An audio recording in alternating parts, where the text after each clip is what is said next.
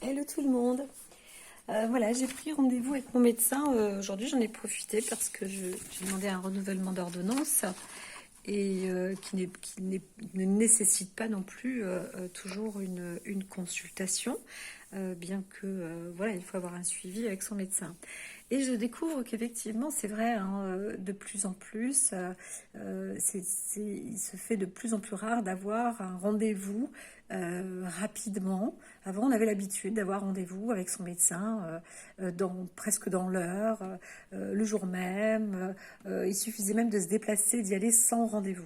On a compris qu'effectivement, bah, il fallait quand même gérer ça parce que il y avait un débordement, il manque effectivement peut-être de médecins, etc. Mais les médecins, eux aussi, bah, je ne vais pas dire qu'ils tombent malades, mais eux aussi ont une vie et nécessitent de pouvoir gérer leur vie.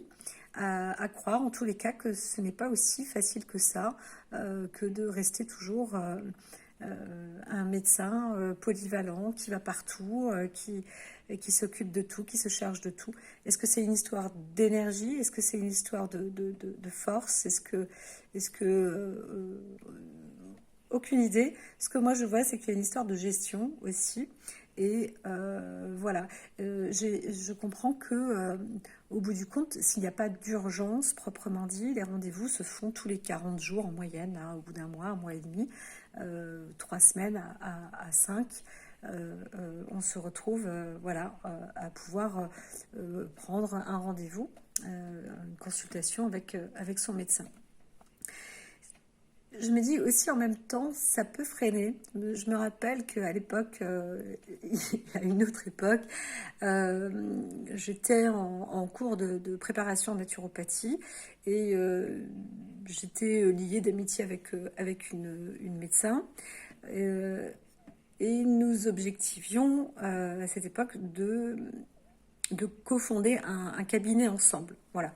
Donc le cabinet était déjà prêt, etc. Elle avait déjà son petit centre et toujours débordé. Et pour elle, c'était effectivement 70% de sa clientèle était là. C'était ce qu'on appelait de la bobologie. Voilà. Il faut se mettre à l'évidence que parfois un petit rhume, une toux, etc., ça passe souvent, c'est vrai, ça passe tout seul. Et aussi, on peut s'aider maintenant avec beaucoup de plantes. Bien évidemment, ça peut demander une science. Je sais parce que j'ai étudié et je continue. Hein, d'ailleurs, quand même, je reprends un petit peu, vu que ça fonctionne de nouveau là-haut dans mon cogito. Je me remets un petit peu en selle et c'est parfait. Euh, mais c'est vrai aussi que beaucoup de personnes, même là en période de Covid ou autre, on peut se retrouver avec des symptômes toujours plus ou moins grippaux, etc. Et les médecins, ils vont pas avoir grand-chose à vous dire de faire. C'est pas à eux de vous prescrire effectivement des oranges, de vous prescrire de la respiration. Enfin, un généraliste, un médecin ne peut pas.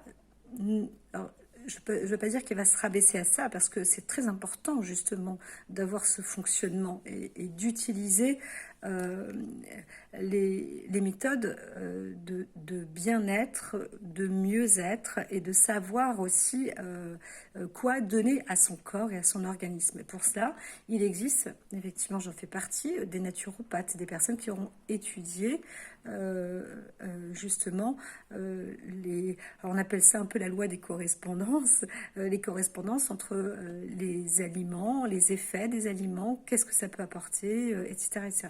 Attention, je ne dis pas que je sais tout, etc. C'est pas, on ne sait jamais tout, personne, voilà.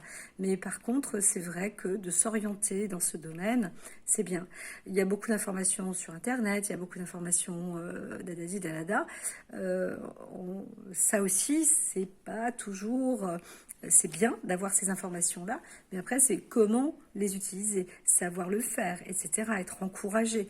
Donc, allez voir aussi parfois des coachs de la santé, des personnes qui sont, mais à vous aussi d'avoir cette décision, d'accord, de vous dire que voilà, si on me conseille de prendre telle et telle plante, etc., ben voilà, je vais le faire. Et si j'y vais, je vais voir une sorte de thérapeute d'alimentation, de produits naturels, etc.